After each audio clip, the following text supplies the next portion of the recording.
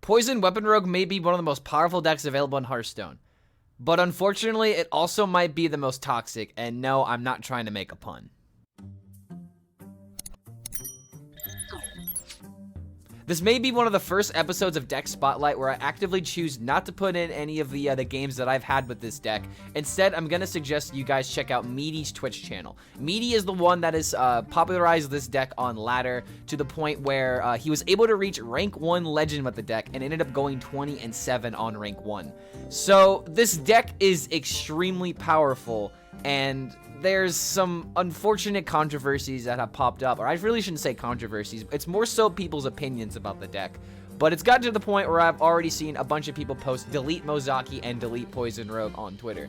So, needless to say, there are a lot of strong emotions around this deck, and rather than going through like the mulligan and going through, the general strategy with this deck, I wanted to talk about why this deck feels so bad and ways to potentially change it to where it's not a forerunner in the meta right now. I feel like this deck is fine, but when this is the main strategy that people are seeing in top 1000 Legend, it's gonna drive a lot of people away, and I've already been hearing a bunch of takes of people who are for the deck and against the deck. So let me go ahead and show you guys why there's a lot of hot conversation around Poison Rogue right now. I'm not going to get too detailed with this deck, but I would highly suggest that you check out Meati's Twitch channel like I recommended earlier if you really want good, detailed, turn-by-turn analysis about what you're supposed to do with this deck, because there are a few intricacies. Like, case in point, the main strategy of this deck is to use the weapon to remove the board while you set up for an epic spell damage combo. And if you look really closely at the list, there's a lot of quote-unquote toxic game plans here. There's the weapon package, there's the Null synergies, there's Garrote with spell damage that is back with a vengeance, and then there's just Shadowcrafter Scabs along with Cloak of Shadows in order to just scam games very, very consistently.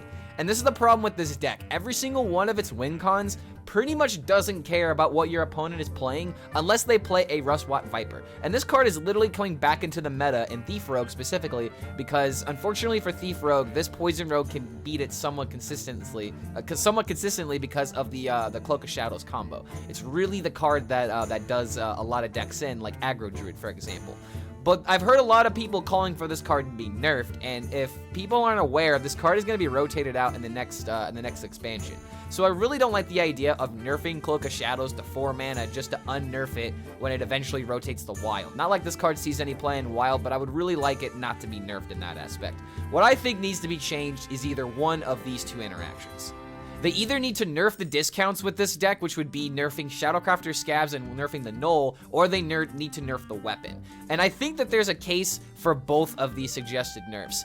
I think Null is a little bit of a different conversation that I'm going to bring up later in the video, but for right now, I'm going to talk about why Scabs might need to be nerfed and why the weapon needs to be nerfed for sure. If you're going to nerf Scabs, I believe we just need to make him 8 mana, because the biggest issue that I'm foreseeing with Scabs is the Cloak into Cloak combo.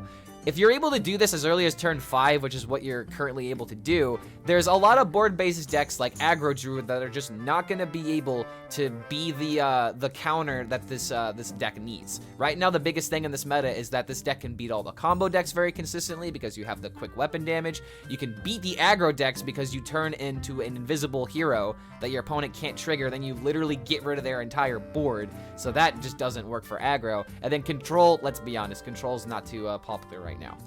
But yeah, this deck has a way of beating literally everything, and the Cloak of Shadows really helps that weakness of not having to deal with your opponent's board somewhat consistently. And if you make Scabs into 8 mana, suddenly that turn gets knocked back 1 whole peg. You have to do this on turn 6 in order to set up for your Scabs combo if you don't have a way of interacting with the board or getting rid of damage meaningfully in the next couple of turns. So if you make that to where you have to go 6, 7 into Scabs on 8, suddenly Aggro Druid is able to play cards like Arbor Up. They're able to play more to the board, and they're able to deal more damage for 1 more turn, which really does make a difference. Rogue is also able to find other ways of like hitting face with like with Smite, hitting face with like a big Edwin if they have it played on turn 4 or on turn 5. So I really think that Scabs is the way to nerf Rogue right now. I really think that setting it to 8 is going to draw back that Vanish effect to where it is still powerful. It can still counter the matchups it's supposed to, but it doesn't just automatically high roll against aggro, which is supposed to keep this deck in check. As far as the hero power is concerned, I personally don't think we need to touch it. I really don't know how you fix this hero power outside of maybe changing it to where it only affects minions or spells, but I think that the hero power isn't really that much of a problem. If anything, I like the high roll potential with the Kaldara Drake. That's been something that I've really enjoyed with this deck, but I don't think the hero power needs to change, but I can understand some people's frustrations towards it. And as far as the Fortitudes are concerned, I don't think we need to touch these either. The power of this card doesn't come from the automatic initiation that you get from this deck, although it is very powerful. The board wipe is the main reason why Scabs is so good, and I think we need to draw that back one more turn in order to make Scabs into the perfect hero card that is not too broken and is not too slow. Now let's talk about the other aspect of the mana cheat, the Wild Paw Knoll. I don't think that we need to nerf this card just by its mana cost. I believe that Meati put it the best, where if you nerf Knoll to 6 mana, it really doesn't change the card all too much. It just prevents the Secret Passage on 1, discounting the Knoll all the way to 0 mana. But the other reason why I don't like the idea of bumping it up to like 6 or even 7 mana is that suddenly all the other rogue decks like Burgle Rogue are just going to become much worse because this is the high payoff card. This is one of the cards that I feel like needs to be good in Rogue in order to incentivize this particular style of gameplay.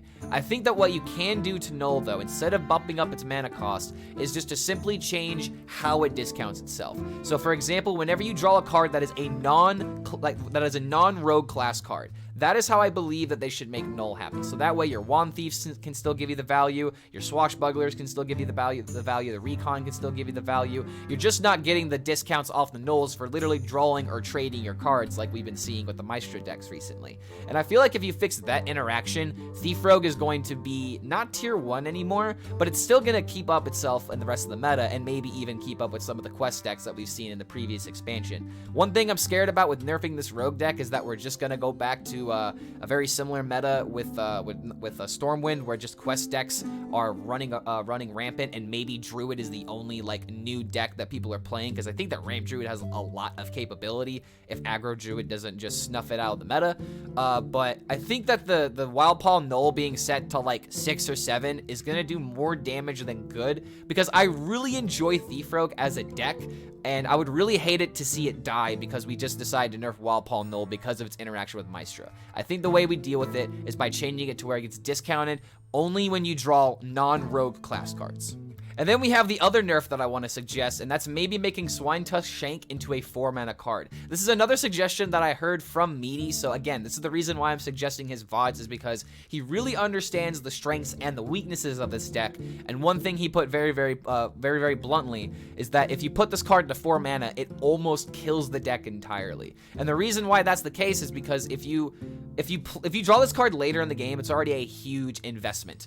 And it already feels bad enough when you have to play this on, like, say, like, turn 7, turn 8. But you still have ways that you can win the game even when that happens. That's just how broken this deck can be sometimes. But if you make this into 4 mana, suddenly coining this out on turn 2 isn't nearly as good. Suddenly your Secret Passage into finding the weapon costs 1 more mana, and you have to maybe use a prep in order to do that on turn 4.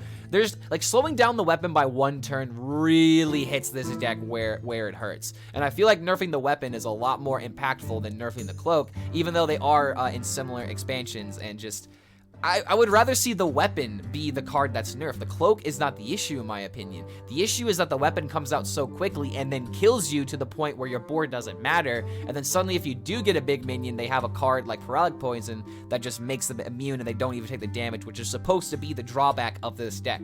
But I really do believe that Cloak of Shadows is the scapegoat here, because there's a lot of people that are calling for this card to be nerfed, and I just don't see it as the reason why this deck is really good. And again, I have to point out that this card is rotating soon. So what about all these other cards that are going to be sticking around if we decide to only hit Cloak of Shadows? There's still the Shank that is going to survive after this next rotation because it came out in Forged in the Barrens. You still have Scabs. I believe Guild Trader is still in the game as well. So there's just a lot of cards that are still going to be around and still causing problems, as well as Garrote, by the way, that I don't believe that nerfing Cloak is the way to go with this. I want this deck to be nerfed in the future, not just nerfed right now. So if we make Swinetusk Shank into a 4-drop, it might make these other weapon archetypes not as powerful for Rogue, so it's not tier 1. Because let's be honest, a tier 1 deck that does nothing in terms of interacting with your opponent is always going to be a toxic environment. This is the exact same thing that happened with Turtle Mage, and I don't know if I said this earlier in this video so far, but I believe that this deck is second to Turtle Mage in the most uninteractive decks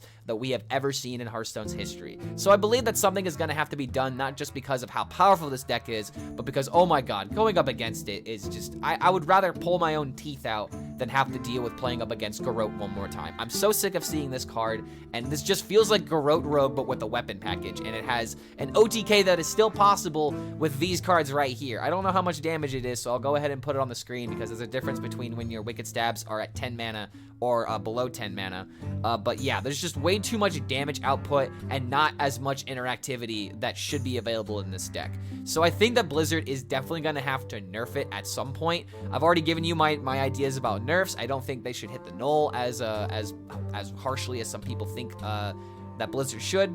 But I think that Weapon Rogue is a deck that should exist, but shouldn't be tier 1, because when this deck is tier 1, it's just like Mozaki Mage. When they have it, they have it. When they don't, it doesn't feel like it happens all too often. And people are just left feeling unfulfilled in every single game they either have with it or against it, unless you're meeting and you're playing at rank 1 legend.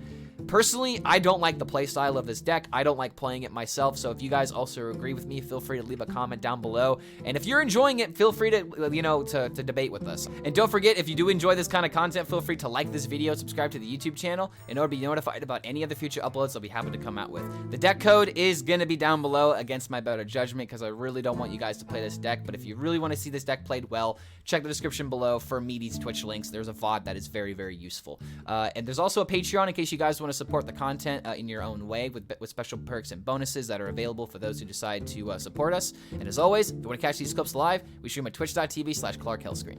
I hope you guys don't enjoy this very toxic deck, because I don't want any of you to play it. And we'll see you for the next video.